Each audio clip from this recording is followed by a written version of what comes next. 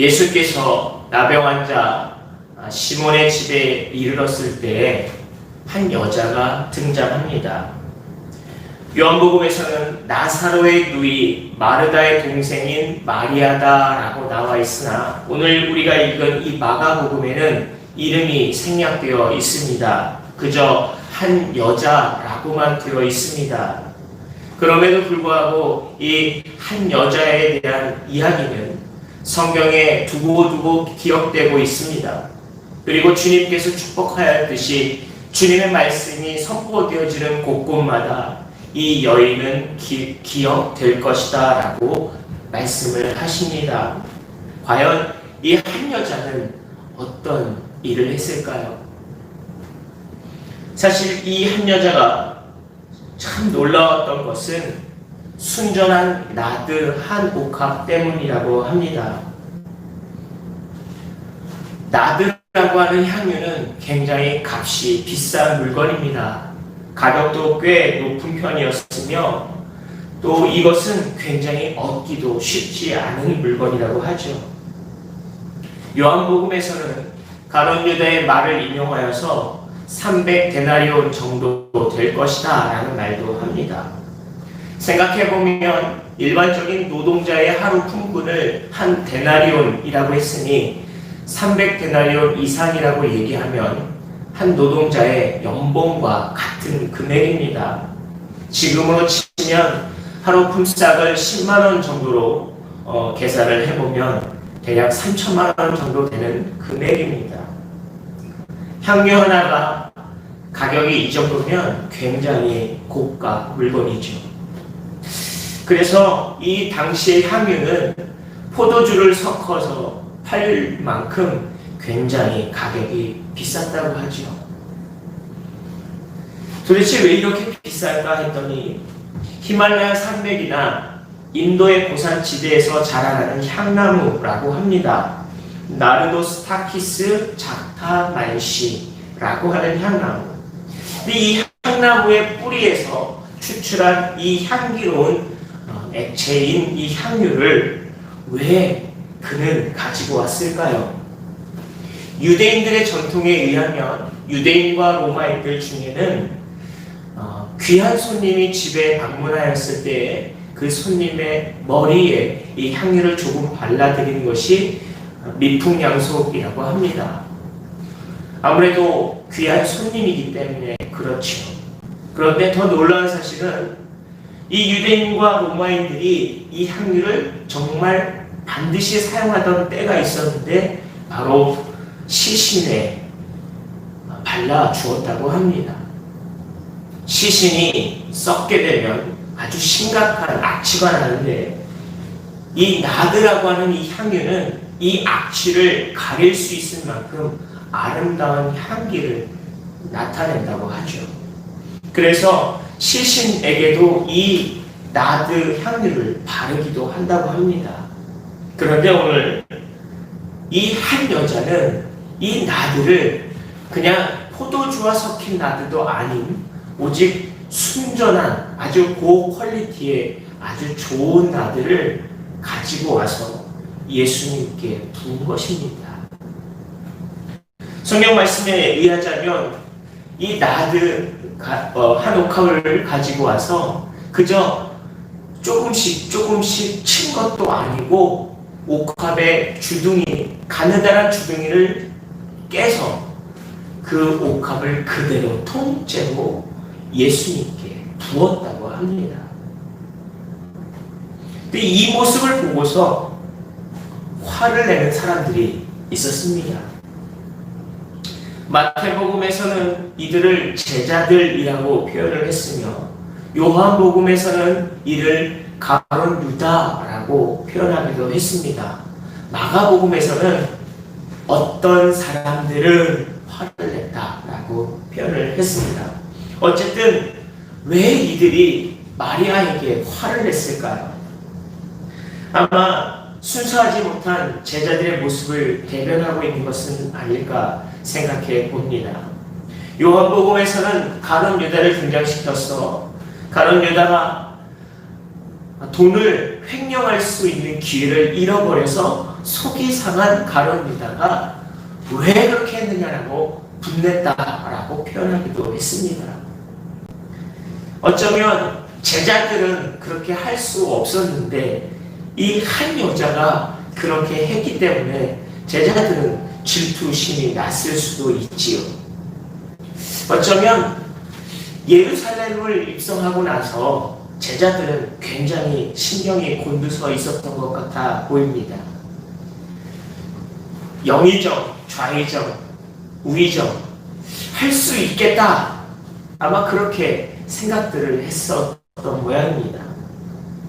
예수님의 제자들은 저마다 자신의 공적에 의해서 새 왕국의 배분을 마음에 두고 있었던 것은 아닐까요?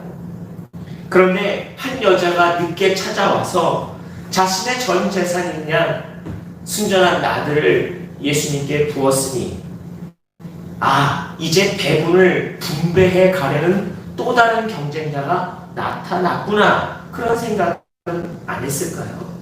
아마 그래서 더 화를 냈을지도 모릅니다. 하지만 그들은 그냥 화만 낸 것이 아니라 다른 모양으로 화를 냅니다. 왜 향유를 허비하느냐? 허비라는 말을 찾아보았습니다. 허비라는 말은 아무런 유익이 없음이라는 의미이죠. 정말 아무런 의미가 없었습니까? 아마도 300데나리온 이상을 받고 팔아서 가난한 사람들에게 나누어 주었으면 더 좋은 일을 할 수 있지 않았겠느냐라고 사람들은 외쳤던 모양입니다. 하지만 정말 허비한 것일까요? 값진 향유를 그대로 다 쏟아 버렸으니 허비라고 생각할 수도 있습니다. 우리나라 속담에 밑 빠진 독에 물 붓기라는 말도 기억하시나요? 정말 밑이 빠졌기 때문에, 구멍이 났기 때문에 아무리 물을 부어도 물은 쏟아져 버립니다. 그것을 허비라고 말한다며 한 여자가 순전한 나들을 예수님께 부은 것도 허비였을까요? 쓸데없는 일에 아무런 유익도 없이 그저 낭비되어진 것, 그것이 바로 허비라고 얘기한다면, 그리고 이것을 팔아서 가난한 사람들에게 나누어 줄 수도 있었는데 굳이 땅바닥에 쏟아 버려야 했느냐라는 말로 한다면 이것이 허비일 수도 있겠죠. 그것을 선하게 사람들에게 나누어 주면 더 많은 사람들이 더 유익하지 않았겠느냐라고 말한다면 정말 이 모습은 허비일 수도 있겠죠. 하지만 이것은 철저히 인간적인 생각을 가진 인본주의적인 생각에 불과합니다. 사람의 방법으로, 사람의 시각으로 본다면 이것은 분명 허비 또는 낭비이겠죠. 잘못된 일이라고 할 것입니다. 그런데 예수님은 이것을 낭비, 허비라는 의미로 생각하지 않으십니다. 한 여자에게 순전한 나들을 받은 예수님은, 그 당사자인 예수님은 이것을 낭비, 허비라고 표현하지 않습니다.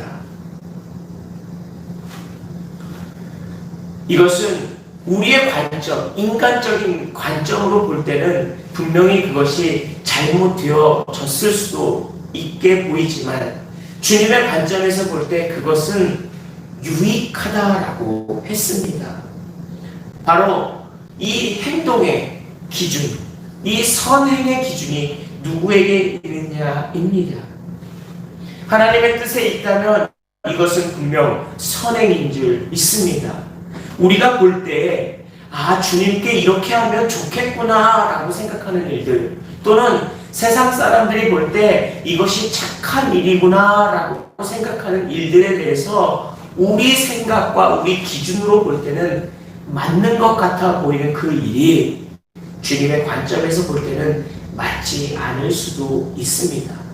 반대로 얘기하면 우리의 관점에서는 틀렸을 수도 받겠다 하는 그런 모습들이 주님의 관점에서 보실 때에는 좋은 일이라고 보여질 것도 있습니다. 바로 그것이 선행의 기준인 하나님의 뜻에 합당하냐, 하나님의 뜻에 온전하냐에 따른 문제일 것입니다. 하나님께 대한 태도가 분명하다면, 하나님 앞에 하나님의 뜻에 온전히 순종하였다면 그것은 선행입니다. 주를 위한 봉사라면 그것은 온전한 선행이라는 것입니다. 그런 의미에서 볼 때 헌금을 드리는 모든 손길들도 내가 의시되거나 과시하는 입장에서 드려졌다면 그것은 아무런 의미도 아무런 선행도 될 수 없다는 것을 우리는 알아야 할 것입니다. 과부의 두 동전을 예수님께서는 귀하고 복되다, 가장 크다라고 말씀하셨듯이 주님께 대한 정말 아름다운 순수한 모습으로 주님께 올려드린 것, 주님께서 보셨을 때 그것은 가장 순결하고 아름다운 그리고 귀한 것이 되어지는 것입니다. 주를 위한 헌신은 사람들에게 귀한 생명을 얻는다라고 했습니다.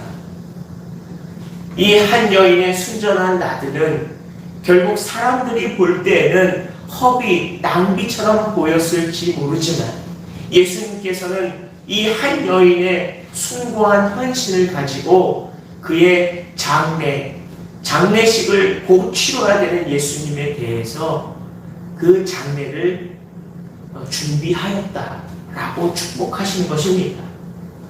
예수님의 장례에 대한 헌신을 드렸던 이 한 여인의 순전한 나들, 결국 이것은 당장에 가난한 사람을 도운 것은 아닐지 모르지만 예수님에 대한 장례를 잘 준비함으로 인하여 예수님께서 십자가에 달려 죽으심으로 인하여 이 한 여인뿐만 아니라 그를 비난했던 제자들까지도, 그리고 예수님을 십자가에 달려 죽기까지 했던 많은 사람들까지도, 팔레스틴 지방에 모인 모든 사람들뿐만이 아닌 그 이외의 모든 온 인류까지도 구원하셨던 예수님의 십자가 사건을 완성할 수 있었던 것입니다. 아마도 이 한 여인은 자신의 전 재산을 다 드릴 수 있을 만큼 예수님께 그의 사랑의 마음을 온전히 드렸을 것입니다. 자신과 자신의 가정에 베푼 주님의 은혜, 그것을 그는 알았기 때문에 그가 전 재산을 주님 앞에 올려드려도 아깝지가 않았던 것입니다. 전 재산, 자신의 모든 것을 다 드릴 수 있을 만큼 주님 앞에 이 여인은 사랑의 마음을 온전히 올려드린 것입니다. 우리가 해야 할 것은 무엇입니까? 바로 주님 은혜에 대해서 우리가 어떻게 대답하고 응답하는지의 문제입니다.